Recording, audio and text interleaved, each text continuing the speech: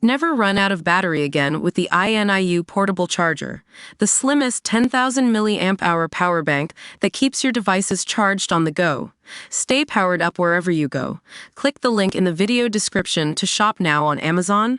Our beautiful village is ruined by swarms of tourists. I came home to find Japanese family having a picnic in my lounge. A stunned couple in one of Britain's busiest tourist destinations came home to find a Japanese family sitting down to a picnic in their lounge. The family from the Far East were among hundreds of thousands of visitors who flock to beautiful Byberry in the Cotswolds every year. The town, famous for its swans and chocolate box homes dating back to the 15th century, has become such a magnet for tourists that the local council is considering a ban on coaches. Local are fed up with up to a dozen giant coaches at a time clogging up the narrow streets and the constant procession of camera-waving holiday maker. But for retired freight agent Brian, 83, the final straw for him was when he and his wife returned to their cottage in Arlington Row to find a Japanese family sitting in their armchairs and sofa tucking into a picnic in their living room. Like many in the low-crime town, they had left their front door open when they left their home to run an errand. The tourists had duly let themselves in and settled down to a giant spread inside the property, which was built in the 1400s.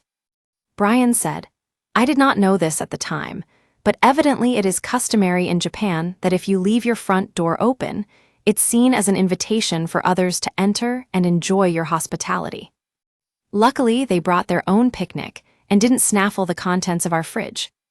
I couldn't believe my eyes when I walked through the front door and saw them all sat there stuffing their faces. I asked them what on earth they were doing, and they said they presumed it was okay for them to come in. Then they explained how these traditions work in Japan. We had a bit of a laugh about it, and they were very apologetic. They packed up their picnic baskets and left pretty quickly after that. Luckily, we all saw the funny side. Brian added, "I know I'm not the only person around here that this has happened to." A neighbor had a group eating a picnic in her back garden while she was out. Quite a few people here have now got so fed up with these intrusions that they now put notices up in Japanese and Chinese informing foreign visitors they are not allowed onto or into their properties, even if the front door is open. It is believed the Japanese are both obsessed and fascinated with Byberry, because the country's former Emperor Hirohito made a trip to the town in the 1920s as a young prince, and stayed there for several days during his European tour. A photograph he took of the beauty spot hangs in a Tokyo museum. As a result, many Japanese families now make the trip to the Cotswolds town as a pilgrimage in honor of their former leader. When Sun and Line journalists visited Byberry this week, more than half of the many visitors flocking to the town on a sunny spring day were from Japan. One Japanese visitor, Asada Yusuke, 65, told us, "It is a great honor for us to visit Byberry and walk where our great emperor once trod. Until now, we have only seen images, but to be here is wonderful.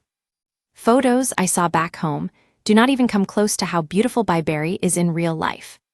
Our tour guide told us that some of the local residents are unhappy about the congestion that tourism creates here, and although I do respect their feelings, I also feel it would be a terrible shame if there were restrictions on tourism, because I honestly believe everybody in the world should see this place. It ought to be one of the wonders of the world. Byberry local Tony, 66, worked for most of his adult life in the town's famous Swan Pub and Hotel, and said the current level of tourism is unsustainable. He said, "In recent years, tourist numbers have gone through the roof, and it is now having a massive impact on life for us locals. We can't go anywhere in the car because the roads are clogged up, and if we're mad enough to battle our way through the traffic to get out, when we get back, there's nowhere to park. Some days, even walking down the street can be difficult because the tourists are everywhere, waving their cameras around and huddling in groups for a photo. To be honest, it's become a nightmare. You should have been here in the 1970s because there were hardly any visitors then, but we still had all this beauty around us that we could enjoy in peace.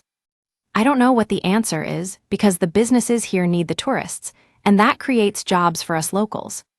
I've heard about the suggestion to limit the number of coaches or even ban them. And I think that could be a good idea. But the downside might be that instead of having a coach with 50 people on board, we'll get another 25 or 30 cars turning up. I fear that whatever we try and do, the tourists will find a way of getting here. It is out of control. Malaysian tourist Sally Chow, 26, her mother Wendy and sisters Chevy and Elin, said they feel privileged to be able to visit the Cotswold town. Sally, who works in marketing in her home city of Kuala Lumpur, said, "I've always wanted to come here ever since I watched a travel blogger on YouTube featuring his trip to Baibari. It just looks so majestic and beautiful. We love the buildings here because we don't have anything like this back home. It is entirely different, and I love everything about Baibari. For me, this place is paradise."